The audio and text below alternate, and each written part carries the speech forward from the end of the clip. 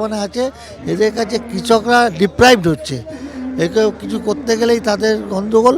আর তার প্রমাণ আমরা এসআইআরেরও পাচ্ছি।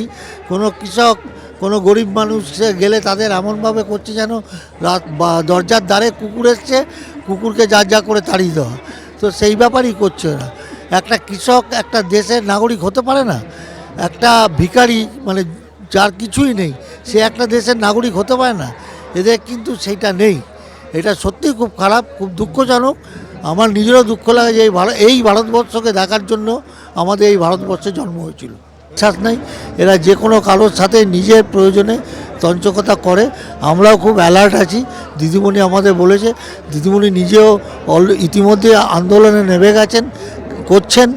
যদি সেরকম কিছু হয় উনি নিশ্চয়ই কিছু ডিভিশন নেবে।